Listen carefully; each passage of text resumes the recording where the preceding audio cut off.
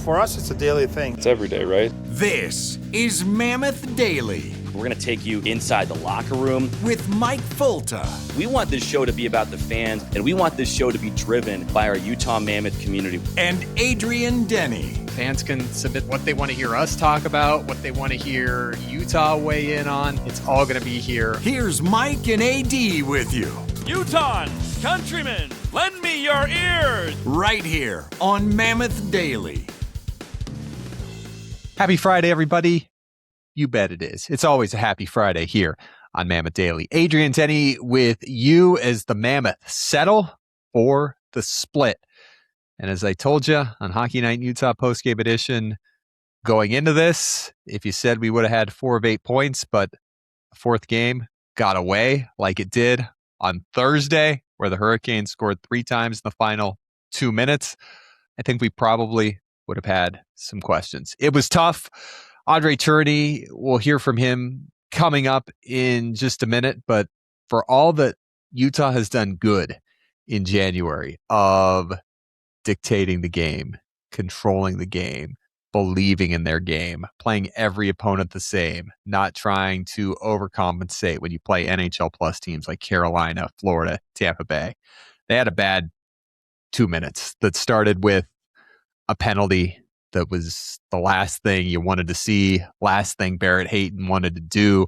Hockey's fast. It moves at a pace as it does, and you see stuff happen like that sometimes. So we'll process it. We'll look ahead, but no doom and gloom here on Mammoth Daily. It's a Friday free-for-all. It's a happy Friday. We're going to have a good one wherever you're joining us on Apple, Spotify, the Utah Mammoth YouTube page, Mammoth Plus, SCG Plus. Thanks for coming on board. We certainly do appreciate having you on, and enjoy every day with you here on Mammoth Daily. Make sure you've liked us because we like to be liked. Share us so we can get more people joining us here on Mammoth Daily. The more, the merrier. And make sure you're subscribed so you never miss a single episode of Mike Folta and myself. We'll get to Mike coming up. In fact, why don't we get to him right now? Why wait? What are we waiting for? Let's get to Mike and Nick. Let's get their morning after following that one in Carolina. We're here on Mike's morning after. We're smiling because despite defeat, we feel like champions. You know why we feel like champions? After our post-game meal, McDonald's milkshake machine was working. It was. Here in Cary, North Carolina. You know what I learned a long time ago, Mikey? Oh, yeah. When there are some sad times or tough times. By the way, it's been an unbelievable run for the Utah Mammoth. The run's far from over. Tough loss to the Carolina Hurricanes, as we're going to get into. Oh, yeah. But when there's some sadness, ice cream always cures the sadness. And I'm feeling much happier now. Yeah, I feel better after those 2 McDoubles. Your jacket wouldn't say it. My buttons are protesting right now. Nick, there's no other way to frame this than the most disappointing end of game meltdown of the season. Yeah. Look, there will be those games during the year where you think you have it in the bag and you realize that there's a really good team on the other end. And I think for a lot of that game, watch out, Mikey. Oh, we got ice. Got some ice. Hold on. Put on your skates. You need an arm? No. Okay. We got to focus for this. We can't multitask. All right, resume. Oh my God. Okay. Yeah, tough, really tough. And there's no other way to put it. It is going to be a big pill to swallow. I think it's one of those losses that will sting and should sting. And they're going to go back and they're going to watch the video and they're going to try to correct some of the things that happened. But let's not forget, everybody in Mammoth Nation was feeling the opposite side of the spectrum, whatever it was, a week ago, at home against the Philadelphia Flyers. I mean, it was exactly the same type of game, except the one against the Carolina Hurricanes ended in regulation, which made it that much more unbelievable that it happened. So, look, don't let that loss make us all forget about the unbelievable run that this team is on. Good road trip. Yeah, but points in 11 of their last 14. And look, I'm not trying to be a Mr. Happy Pants, everything's good in the hood. We did just have McDonald's, so we're pretty content. We are good. But don't let that completely spoil everything that this team has done, and the fact that they're still tied for the most wins at the point of taping here in January. Let's get back to the game real quick. Like, just from what you saw as an analyst, like, what happened? What went wrong in those last 2 minutes? Well, there were stretches during the game I thought that the Carolina Hurricanes controlled portions of the game, and they're a team that Let's cross here. They keep coming no matter what, whether no matter the score that's up on the board. But a couple of battles lost, and truth be told, if not for Karel Vejmelka in that first period, you could have been looking at a 3 or a 4-0 deficit. Now, as the latter half of the first period went on, Utah got better. Second period, they obviously won that period in terms of goals for versus goals against. But when you take your foot off the gas, you don't make enough hard plays to get out of your zone. Yeah. You don't get a cover, and that's that. And some lapses in coverage, and that's the way the game went. So sometimes they're inexplicable. I don't think this one you can fully explain exactly what went wrong. But for the stretches that the Mammoth did play well, you can barely see him. You look like an angel right now. Some people probably like the fact that you can't see my nod.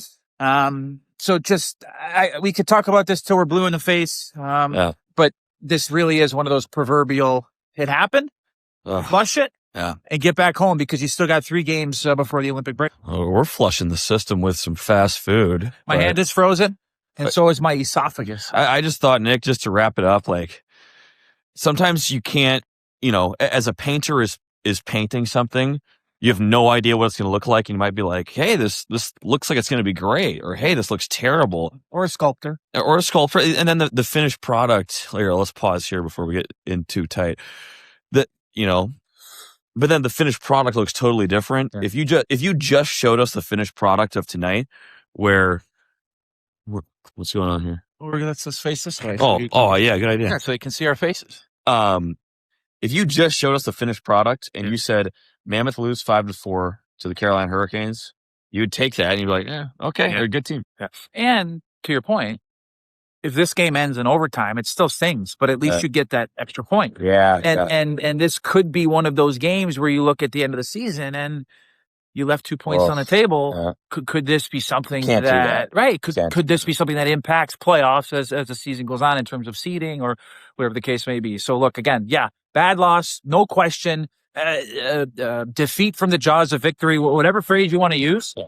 But still a lot of season left to go, and you have a chance to make this a stellar stretch from the new year to the start of the Olympic break.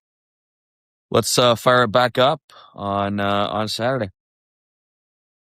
I'm going to go finish my chocolate milkshake. Oh, it's great. And Mammoth Nation, I just want to say, you guys are the absolute greatest. And Mikey, I tell you and AD this, at least I try to. I think you guys really do a phenomenal job. And there's no BS, no joking around. I think you guys do a great job. And the fact that you put in as much work as you do is outstanding. So congratulations to you on all the great success so far. And you will continue. And you too, AD, keep keeping this guy in line because he needs it. Nick, you're too kind, but appreciate the kind words and the perspective and the analysis. 10-3-1 in January, second most wins in the NHL. It was a 2-2 trip. I wanted 3 points. They got 4 points. Just didn't want it to end like it did. Short memory is what you need, like after a win, like after a loss. Same thing. You got 82 games. You can't dwell on a win. You can't dwell on a loss. You can't let this stay with you. Gotta move forward, and that's why pro athletes are elite, and that's why I don't like playing teams that are coming off losses, because I know they're going to respond. And pro athletes have gone through so much in terms of adversity and hurdles. They're elite people, right? The skills there, yes, but they're elite people. There's elite skill in the ECHL and the AHL, and guys that never even made it to pro hockey because of what they're able to compartmentalize upstairs or not. And these guys in the NHL can do it. And for Utah, they've been great after a loss, 7-1 in their last 8 games after a loss, averaging over 4 goals a game. So that's it. Got to hit the reset button quick and move forward. For me, I was concerned the whole night. Carolina was coming off of having not played since Saturday, 4th best record in the NHL. they're a tough team to play, and they're a good team, and they've had a lot of injuries, and they've stayed consistent throughout the year. So I kind of felt like, Utah caught them maybe on their worst 57 minutes that they played all season. And I thought, gosh, we've seen some performances, and I think this is the worst one I've seen against Utah. All 4 goals, all the credit to the Mammoth that they were able to manufacture what they did offensively, because Carolina made some mistakes and Utah made a pay. Starting with that first Kyler Yamamoto goal. Jack McBain wins a faceoff. Sergachev gets it to the neutral zone. Shane Gostisbehere just falls down, and McBain hustles it down, gets to Yamamoto, who buries it, and Utah ties it up. So there's the first mistake that Utah was able to capitalize on, that Carolina head coach Rod Brindamore has to just be wondering, what in the heck just happened? And then on the second goal that the Mammoth were able to get, Nick DeSimone elbows Taylor Hall, who's holding his face, and then Kyler Yamamoto comes in and knocks the puck away from Sean Walker, gets to Carcone, DeSimone, Yamamoto taps it home. You had 2 Carolina players stop playing because who knows why, but they stopped playing. And again, their head coach, Ron Brindamore, had to be just wondering, what in the heck are we doing? What is going on here? And you're Utah, you're like, yeah, 4th best team in the NHL. They're having an off night. We're taking advantage of it. JJ Peterka on this goal. Utah scores 19 seconds after they give up the power play goal because of a late penalty. Utah wins the draw. McBain wins it. Or it was Hayton who won it. Sergachev pushes it up. The Carolina defenseman can't make a play on it. Hayton's charging, knocks it away, pushes it up ahead, and Utah gets the goal from JJ Peterka, his 19th of the year. 4th goal, Mammoth force a turnover deep in the O-zone, and it's Michael Carcone again, Jack McBain, Kyler Yamamoto able to make it happen. And the Mammoth got 4 goals because they were tenacious, because they were on top of it, because they were playing aggressive, they were opportunistic. But you got to look at those if you're Carolina, wondering, what in the heck are we doing? And if you're Utah, you know that. You know you're playing the 4th best team in the NHL, and you know there's probably going to be a response in the 3rd period. And you're thinking, all right, we're up by a goal. Let's see how this can go. Kind of reminded me of the Edmonton game. Last time Utah was wearing those black sweaters on the road, the rock black sweaters, because Edmonton was in a specialty jersey. Carolina was the Hartford Whalers on Thursday night. You had the lead, and then things unraveled. And that's exactly what happened here, because a team took advantage of an opportunity. They woke up. You heard Nick mention the Philadelphia game last week. Exact same thing. Losses that Utah's turned into wins in January. The Philly game, the Rangers game, trailing in the 3rd on the road. 50-50 games. Dallas, Seattle, Columbus. 5 of 6 points there. A win that turned into a loss. Carolina. It's the only one. But for the Mammoth, as we'll hear from head coach Andre Turcotte right here, they just got away from what made him successful for 2 minutes. And against the Carolina Hurricanes, who through 40 minutes had to just be wondering, what in the heck are we doing? And it carried into the 3rd. And they were fighting it, coming back after having not played since Saturday in a game where they jumped up 3-0 in the first period and kind of rode that game into the sunset. But penalty, 25% of the power play, 2 power play goals, it got him going. And the Mammoth got away from their identity, as head coach Andre Turcotte explains right here. We had the lead with 5 minutes to go by 2 goals, and we lost the game. And we cannot accept that. Really disappointing. I think we were exactly where we wanted to be. Penalty, kill the first 2, then give a goal in the back door. We should have more awareness, and then after I felt we had no pace, and that's what made us successful throughout the game. It's the pressure we had in the puck here, and we became really passive at 6-on-5 and even at 5-on-5 after. And they did what they should do when they don't have pressure. Well, start with the PK, and for sure when they put it in, and after we were two, it's what we always talk about being. You want to be patient, but you don't want to be passive, and we became passive, and we paid for it. The message was to stay calm. I felt we were on our heels. We're a good team, and we were playing well until then, so we had no reason to feel on our heels like that. 2 minutes where you got away from everything you've done in January that had you 10-2-1, and it cost you being 11-2-1 and keeping pace with Tampa Bay for the most wins in the NHL January. But guess what? It happens. It happens. If you're in a bubble and all you follow is the Utah Mammoth, it's we lose a game and we must be the worst team in the world. And it's not that. I'm going to go through it right now for you. What else happened in the NHL on Thursday night? Buckle up. The Colorado Avalanche lost 7-3 at Montreal. The Colorado Avalanche are 35-8-9, but they're 2-4-2 in their last 8, and they're wondering what the heck is going on. When we left you on Hockey Night in Utah postgame edition, the Sharks were up 3-0 on Edmonton. The Oilers scored 2 goals in the final 3:05, tied it, sent it to overtime. Zach Hyman won it 66 seconds into overtime. Sharks fall with the 3-0 first period lead, 4-3 at Edmonton. Starting to feel this here? You're starting to feel how, man, stuff is imperfect in the NHL. Stuff happens in the NHL. The other teams are good in the NHL. The other teams do not give up in the NHL.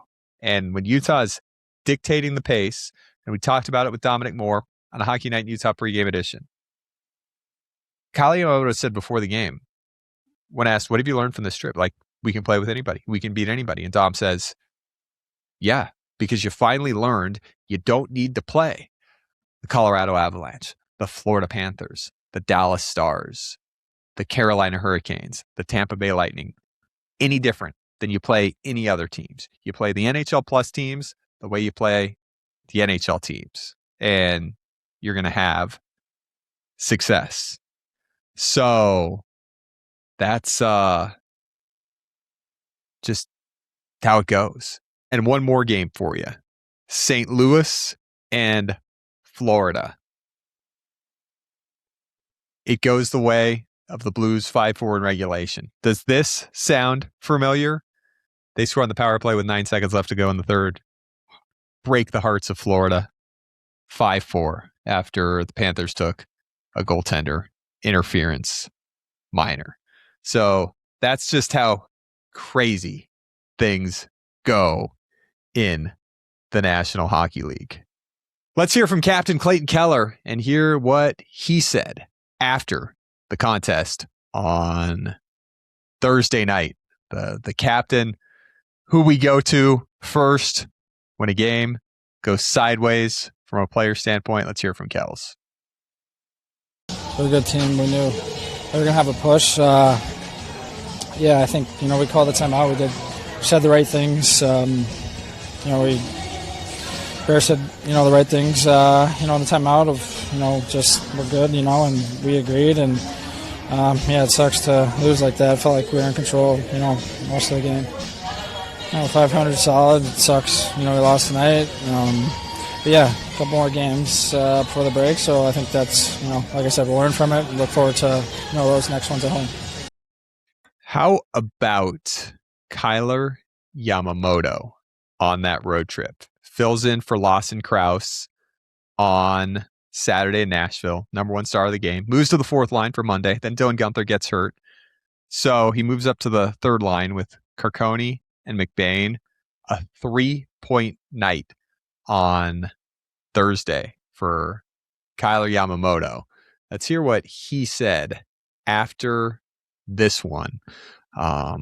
Tough game, but I think Yamo has some good perspective here. But you're without Gunther, you can pop him in, and he has a a 3-point night. That's it. It just goes to show those signings that Bill Armstrong makes on July 1st. Guys like Kyler Yamamoto, Nick DeSimone, Kevin Stenlund, Nate Schmidt, Ian Cole, that aren't the number one star every game that we're talking about, but the difference they make, and they're there when you call their name. Guys like Yamamoto and Liam O'Brien, and you've called Brandon Tanev's name back to the lineup in the last month here, and it's helped the Mammoth get things going. So let's hear from Yamamoto after the contest.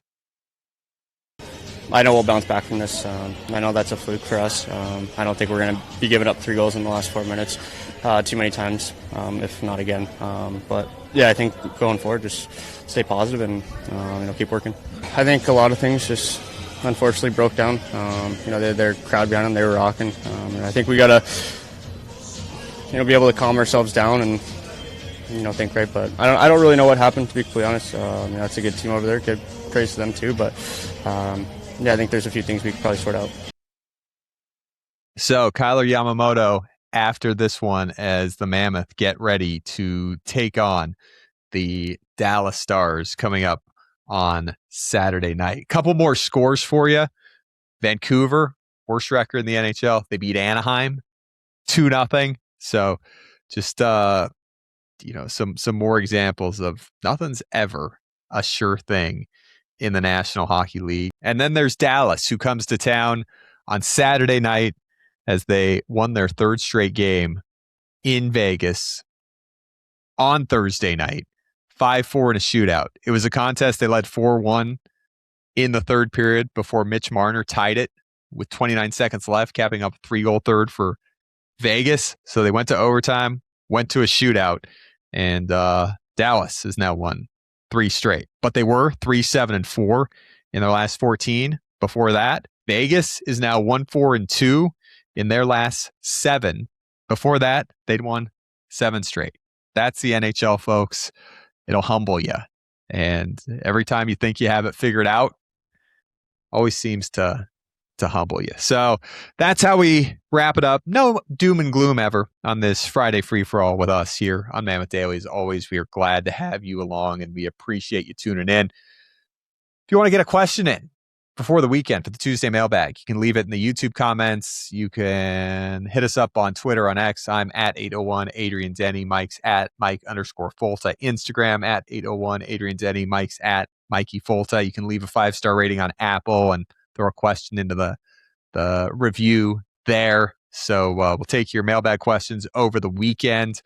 We'll look forward to a big one against Dallas on Saturday. 3 games going into the Four Nations face-off break, all at the Delta Center. A 6-game homestand that's broken up by the Olympic break. Dallas Saturday, Vancouver Monday, Detroit Wednesday, and then back out of the break with Colorado, Minnesota, and Chicago. But big picture, as you heard Nick, it was great to hear from those guys on their way out of the McDonald's. But yeah, we had Eric join us on Hockey Night in Utah on Twitter and saying he was going for some ice cream. So whatever it takes, we love the sweets. We love the sweets better after a win, but after a loss, we get it. When we come back, our Friday free-for-all, last road game until March 3rd. Is that right? I think it's right. I'll double check it because I've got a quiz on the road and the schedule so far and what's coming up on the road. And you're going to want to hear it because there's a lot of home games coming up for the Mammoth still, after they went 6-0-1 on that 7-game homestand in January. Still a lot more home games than road games, over 60% for Utah. And then our local hockey segment. Could Park City win their 3rd straight state championship and their 6th in the last 7 in Utah high school hockey? We'll have the details in our local hockey roundup. We'll tell you who won the independent classification for the state championship in Utah high school hockey. A big college tournament coming up. And just for good measure, I'm going to give Mike another bonus question on my carryover quiz from the Friday free-for-all. So thanks for joining us. Thanks for tuning in.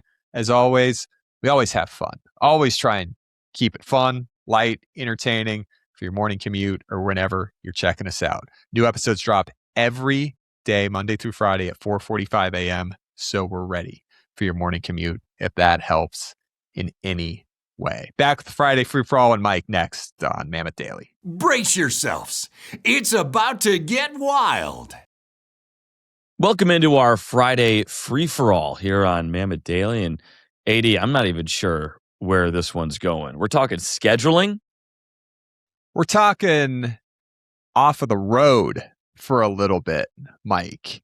And I thought it'd be fun to give you a little quiz on this Friday Free-for-All about what's coming next on the road, even though you don't have to be on the road for a while. We did awards last week. We've had special guests on the Free-for-All, but we've never done a quiz before. So I thought, Mike, as you've wrapped up 30 of your 41 road games, and we're not even out of January yet, I thought I'd give you a quiz on what's coming up the rest of the way in terms of being on the road or lack thereof.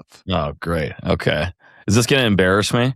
We're supposed to be like the authorities on the Utah Mammoth. What happens when when I don't know who our, next road game is or something? No, it's a fun mental exercise. It's okay. Critical thinking. That's good. So you ready? You ready for it? I guess. Yeah. Yeah. Let's see how this goes. Mike, last night in Carolina, last road game until March 3rd. Do you know where you're going to be on March 3rd? Not to wish away our 6-game homestand that bookends the 3-week Olympic break. But do you know where you're going to be on March 3rd, Mike? I honestly, I live a week at a time, and I trying to get better at planning things on the road so I can see people and this and that and the other things. But I'm still really struggling with knowing what's in the far distant future of the schedule. I do know where our next road game is, however, because I have family that has bought tickets to the game in Washington, D.C., taking on the Capitals. I've got some family out there, and I believe my aunt just went ahead and bought my parents tickets to the game as well, and so my parents are kind of like roped into flying out there and going to that game. So should have some family in the crowd. Will be a money on the board night, but we're in D.C., right? Early March? Yeah, you're in okay. Washington, D.C. That'll be fun for your parents. It's kind of like when somebody gives you Disneyland passes, but you live in Utah and Disneyland is in L.A. Well, guess we got to get there. Okay. Got the tickets. Oh. Now let's book the flights, make it happen. It's kind of dangling a carrot like, oh, okay, let's do it. It makes it easy, right? I mean, if someone really cared about you, they would get you Disney World tickets, not Disneyland. Like growing up, on the eastern part of the continent, I didn't know about Disneyland. And then we played in Anaheim, and our hotel was really close to Disneyland. And I'm seeing a bunch of people with Mickey ears walking around. I'm like, what? And then I went for a morning walk, and I realized I had walked around Disneyland. Which, you can have a great time at Disneyland. We had some people from our staff that went there when we had an extra day in Anaheim. But I mean, that's like a Six Flags compared to Disney World. Like Disney World's like a country. Disneyland is sorry if I'm breaking news to anybody, but yeah, try the Florida version. It's a little different. I think it's a regional thing. When you're 10 hours from LA, you can just hop in the minivan and scoot down there and be happy with it. Us growing up in Indiana, we would drive to Lake Michigan for a day at the beach, and we thought we were it might as well have been the ocean for us as kids, right? It was even better. No salt, no sharks. I think when you live in Utah, you're hoping that grandma and grandpa buy you and your cousins and all your aunts and uncles a Christmas vacation to Disney World versus just get in the minivan and drive down to LA because it's only 10 hours and dad has a 4-day weekend. I'm not trying to slam Disneyland. Sure. I know it sounded like I was. We had Paul Hemming. Not even going to try and sell you on Knott's Berry Farm now. But We couldn't even push through Disneyland in Orange County. I just like I ran into people who were really excited to be at Disneyland while we were in California, and I'm like, there's like a bigger version of this, right? But anyway, I'm sure it's a great time. All right, what else we got? All right, Mike. Ding, ding, ding. You are 1 for 1. So your first road trip takes you to DC to start, but there's only 11 road games left the entire season. Mike, do you know how many different road trips that will encompass? Because now the road trips are starting to minimalize as the road games go down. Not going to have to leave Utah as much. Yeah, that's a great question. I'm going to have to guess here because we're playing a lot at home. Is a road trip any road game? Yeah, anytime you leave Utah.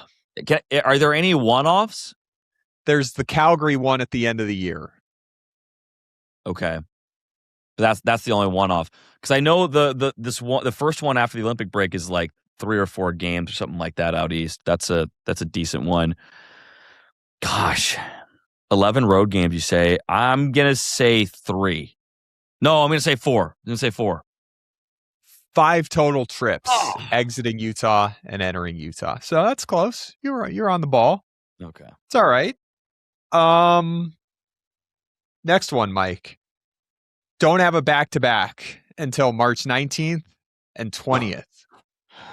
What is the significance of that back-to-back? It's the only back-to-back of its kind for the entire season. Is that because one of them's a home game? That's correct. Yep. Okay. It's Carolina? At Vegas. Huh? Is that when Carolina comes?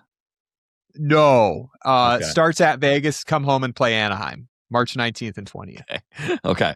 Gotcha. I'm on the ball here. That was good. Mike, for a bonus point, do you remember the only back-to-back of that kind last year?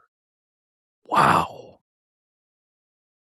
Front half or back half of the year? First half of the year. Wow. I don't at all, to be honest. Go ahead. I have no clue. Yeah, it was Thanksgiving weekend. Played at home against Edmonton on Black Friday.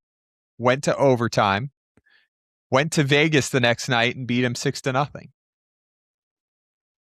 Okay. Wow. Yeah. Did not remember that being a back-to-back, but it's not too bad. Like the trips, the flights to Vegas and Colorado, it's 1 hour in the air and you're familiar with the travel, right? Like it just kind of, it makes a difference when you're familiar with the route. I think when you go to cities you don't go to as much, it feels longer and harder. But when you're traveling a familiar route, it feels a little easier. All right, what else? What else am I going to embarrass myself on here?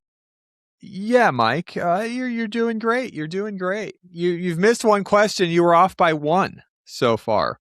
We are getting this home heavy schedule because we only played blank home games from October 22nd to November 19th.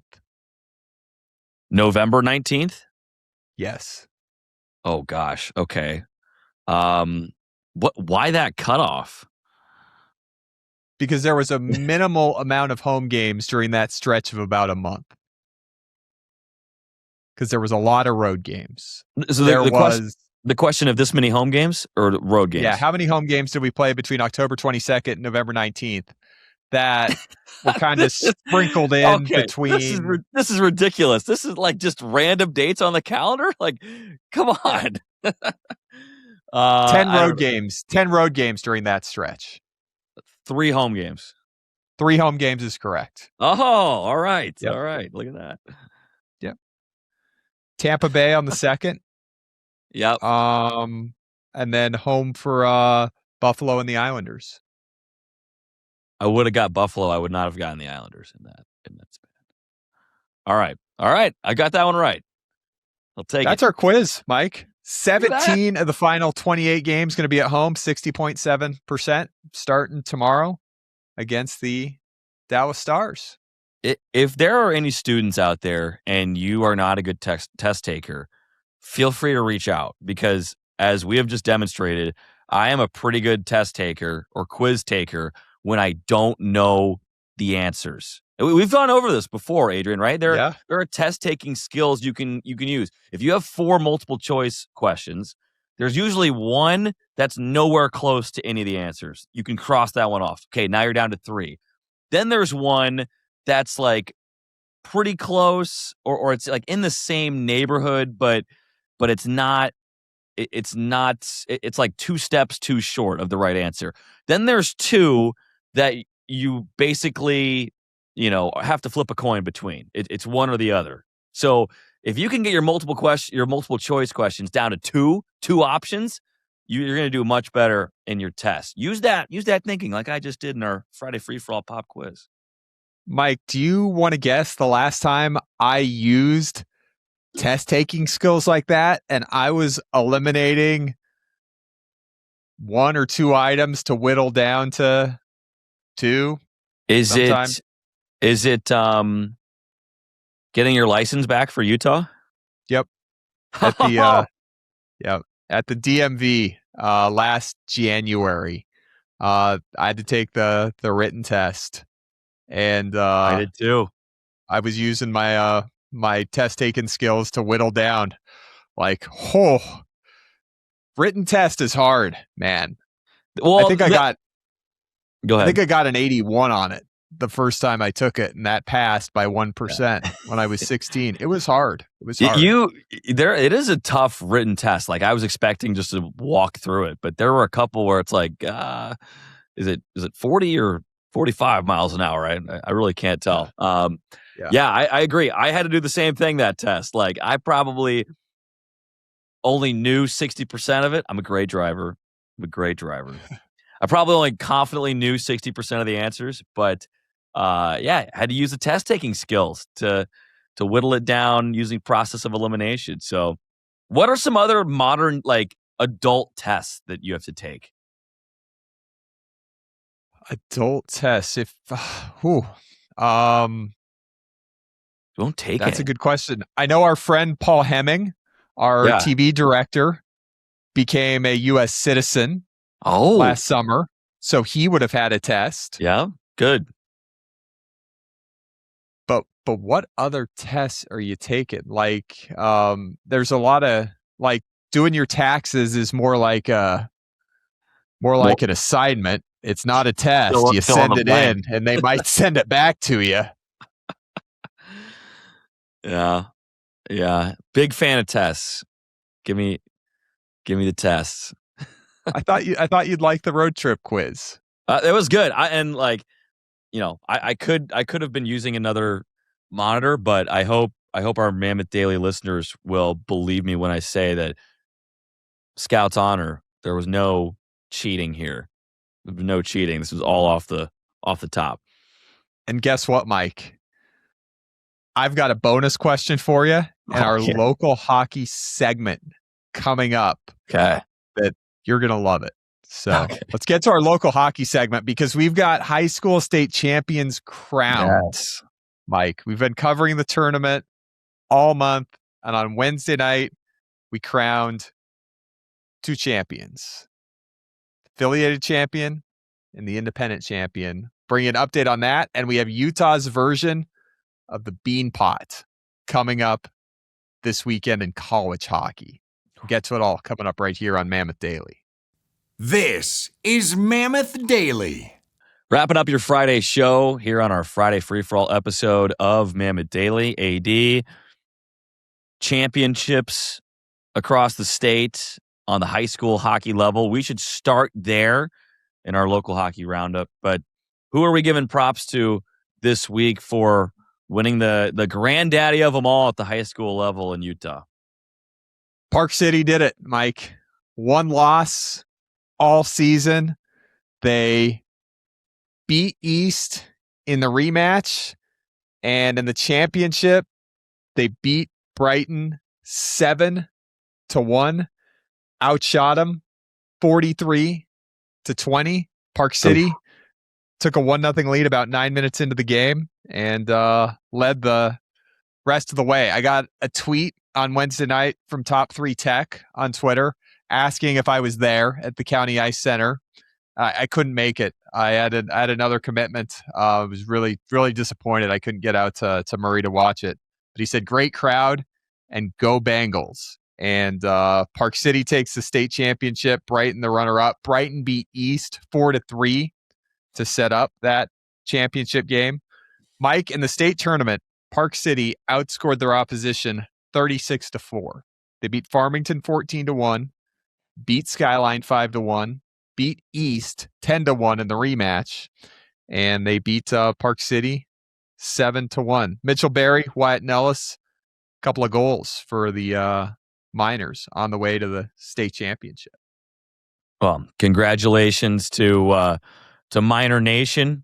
Was driving by campus the other day up in Park City, and what a run for Park City, and a challenge to the rest of the state for next year to knock these guys off because they've been dominant. The independent level, Mike. You had Sky Canyon and Davis County Independent going at it in the championship. Sky Canyon scored 4 in the third after trailing 6-3 to start the period and erased a 7-5 deficit in the final 8 minutes and 59 seconds to win 8-7.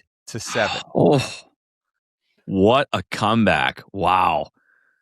Did they play it at the same barn or somewhere else? Yeah, they were at the County Ice Center as well on Wednesday night. That's fantastic. That's fantastic.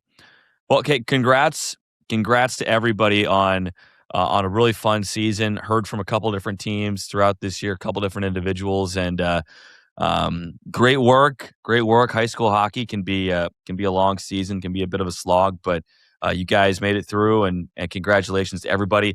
Not just the winners of the tournament, but everybody who participated and got to represent their school and their communities. Yeah, and as we said, we were only able to make it out to that one game East in Brighton, and we had a total blast. And can't wait to be back at Steiner for a University of Utah hockey game in our next public appearance outside of the Delta Center, I think, Mike. That's right. And nothing is finalized. But I'm saying this to kind of keep Adrian and I accountable on this, because it's a bit of a side quest for us. It's not that it's not important, but it's just outside of our normal duties, calling games and things like that. But we do want to bring more coverage to the high school hockey scene next year. We were kind of late to the party, jumped in right as the tournament started this year, and we want to try and be a bigger part of that community going forward. So we've put some. We're in the middle of trying to put some things in motion for that, AD, and again, not exactly sure what it's going to look like, but hopefully more, some more coverage, more content, and just more tips of the cap to the high school hockey scene, because it's growing here in Utah. We heard from a couple different coaches that they had a bunch of kids sign up once the Mammoth came to town, and we want to keep growing that with the sport we love in these different communities. And Mike, I got to tell you, having watched high school hockey over the years here in Utah, when I was at the Maverick Center with the Grizzlies, we'd have high school games on occasion on our ice on Saturdays, and I'd be up getting the radio gear ready and looking down, and what we saw at the Salt Lake Steiner rink on January 12th, the level of hockey that we saw there compared to what I've seen in previous years was really, really good. And I was really, really impressed with the high school hockey. So good job, everybody. And can't wait for next year. Mike, Utah's Beanpot takes place this weekend in Provo at the Peaks Ice Arena, the Wasatch Cup. It's a D2 tournament. It features number 1 seeded Weber State, number 2 seeded Utah State, number 3 seeded Utah, number 4 seeded UVU. seeded by where they're ranked in the ACHA D2 hockey rankings. Sure. So at 425 today, you've got second seeded Utah State taking on third seeded Utah.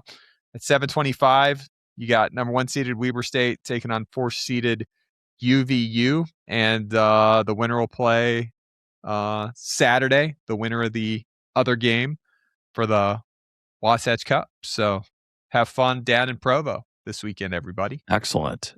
Yeah, if you're down southern part of the valley or in down Utah County, get over to the rink and watch some college teams battle it out. BYU, the floor is yours. Waiting for that non-varsity hockey team or D1 team, either way you want to do it, but waiting for the Cougs to jump in on the action as well. Bring it back, baby. Come on. All right, Mike. Final one on our local hockey segment is your bonus quiz here today. Oh, yeah. Mammoth played in Carolina last night, which was the second of 4 straight days featuring a Utah hockey team taking on a team from the Carolinas. What other games do we have going on this week featuring Utah hockey team or teams and team or teams from the Carolinas? 4th straight day? It was the second of 4 straight days. Oh, Tonight's okay. the third. Okay. Tomorrow's the fourth. How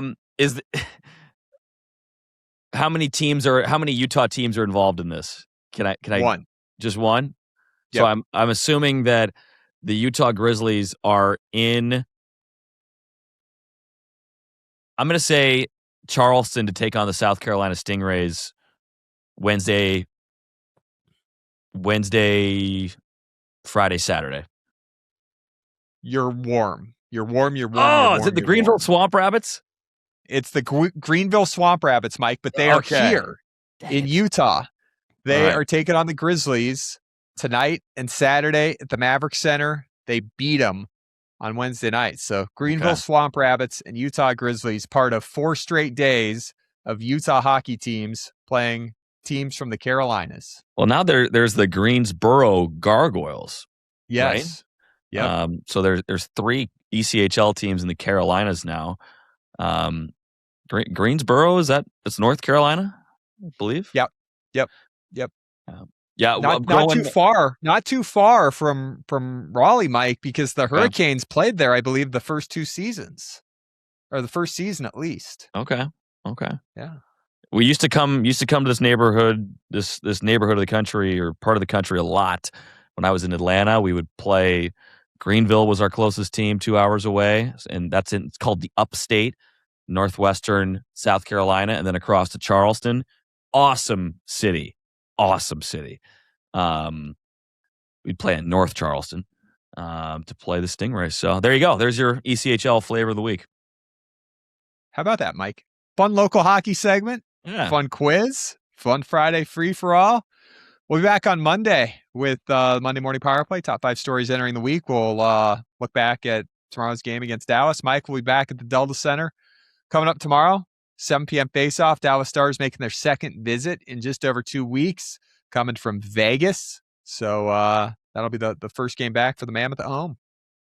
Yep, can't wait. We'll see everybody back at the Delta Center with those 3 home games. Remember, also, if you're watching on SEG Plus, Mammoth Plus, Tyson Nash and the Nashcast are returning for the 2nd and the 4th of February, so you can enjoy an alternate cast there. But we'll be back with everybody Monday, and we'll see you at the top of Section 7 on that 6-7 side. So thanks for listening, and we'll see you then.